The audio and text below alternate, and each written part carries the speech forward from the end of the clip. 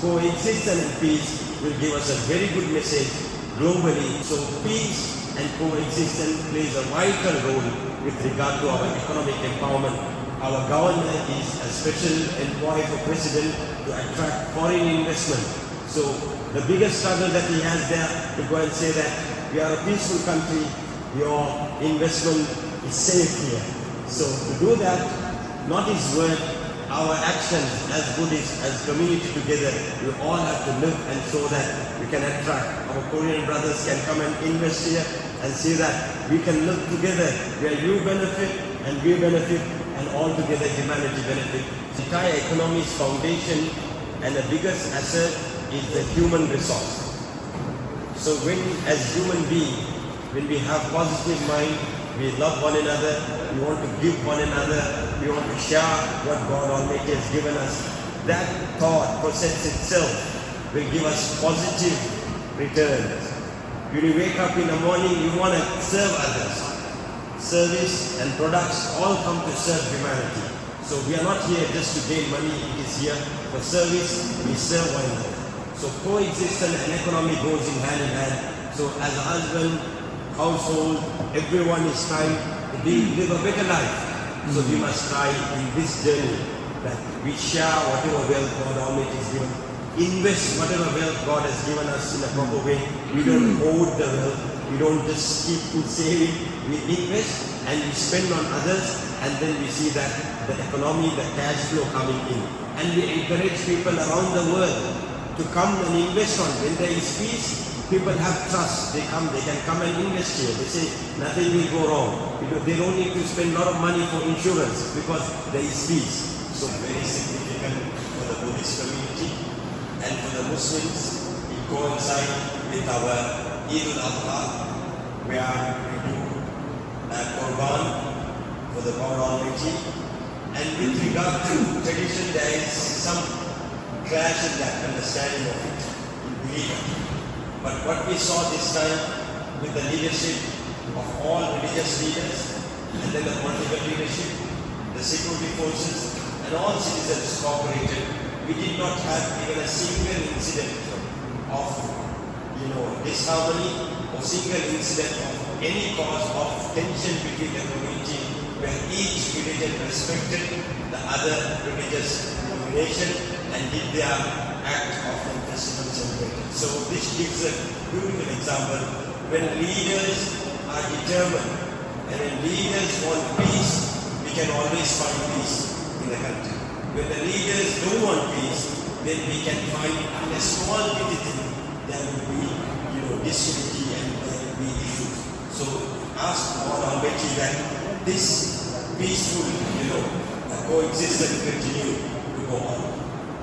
Sri Lanka, we are consisting of 21.7 million population, 69% of Buddhists, and then we have 12.5% of Hindus, 10.5% of Muslims, and then we have 6.5% of Catholic, and then 1.5% other Christians and other denominations. But we have been living in this island for over thousands of years in harmony. Time to time there have been different European colonizers that colonized us.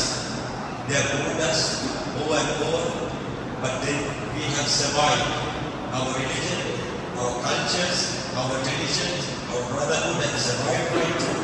And after independence, over 70 plus years, 7 decades, with lots of differences, this journey has been not easy, but we have survived and continued, and we are very optimistic.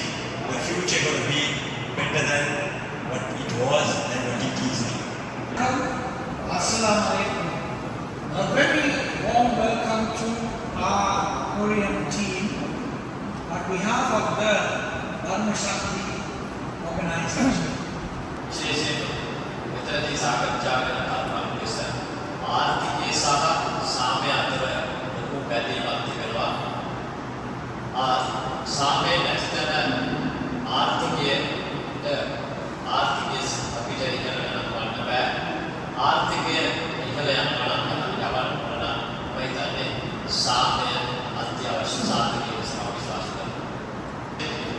අපි වර්තමාන රජයක් ලෙස අපට පුළුවන් වෙලා තියෙනවා මේ අවුරුදු දෙක කාලය තුළ රටේ සාමය ගොඩනැගීම සඳහා අවශ්‍ය අනිතාලම දාන්න. ඒ වගේම අපි යම් විදිහකට සමත් වෙලා තිබෙනවා ජාතීන් අතර ආගමිකයන් අතර ගැටුම් ඇති නොවන්න ඒ පරිසරය ගොඩනගන්න අපි හැකියතාක් මේ මොහොතේකට අපි උත්සුක වෙලා ඉන්නවා. මම හිතන්නේ ඔබේ පැමිණීම තාමත් සුවිශේෂී. මම හිතන්නේ වර්තමාන රජයේ බලාපොරොත්තුව ඔබේ බලාපොරොත්තුව එකට සමපාරක යන තත්ත්වයක් තිබෙන්නේ. මම හිතන්නේ ලෝකේ තුලත් අපට මේ ගමන අත්‍යවශ්‍ය සාධකයක්. ඒ අනුව අපි ඇත්තටම මම හිතන්නේ ඔබ මෙහි නතර වෙලා ඉන්න කාලය තුළ විවිධ ආගමික සිද්ධාස්ථාන ආගමික නායකයන් ගැසීමට බලාපොරොත්තු වෙනවා.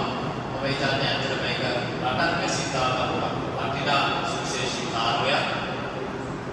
ඔබ සුබ පතනවා. මම හිතන්නේ අපි හැම කෙනාගේම ප්‍රාර්ථනාව සාමය අවසාන වශයෙන් මම එක තරුණක් විතරක් මතක් කරන්න. අපි මෑතකදී ලෝක සාම දර්ශකය තුළ අපි රටක් ලෙස 92 වෙනි ස්ථානයේ ඉඳලා අපිට 67 වෙනි ස්ථානයේ ඉදිරියට එන්න පුළුවන් වෙලා තිබෙනවා. දකුණු ආසියාව තුළ අපි භූටානයට පමණ පොළි වෙච්ච සාමකාමී රටක් කියන ඒ සමතිකය අපට ලබා ගන්න පුළුවන් වෙලා තිබෙනවා. මම විශ්වාස කරනවා මෙවැනි සරවත් ආගමිකයන් අතර නායකයන් අතර කරන සාකච්ඡා මේවා තවත් සාමදර්ශකයේ තුලව ඉදිරියට නැගෙන යාමේ මම හිතන්නේ මේ පැත්තෙන් අපි ඉදිරියට යනකොට අපට ආර්ථික වශයෙන් රටක් ලෙස ලෝකයේ තුල ඉදිරියට යන්න පුළුවන් මම පෙත් විවරයෙන් බලාපොරොත්තු අපට තියෙනවා.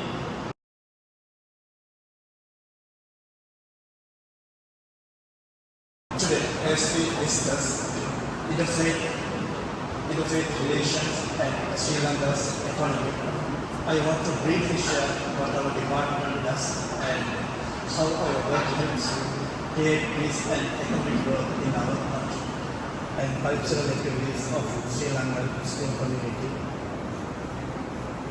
And how does the religious department connect to additional economic growth? The answer is simple.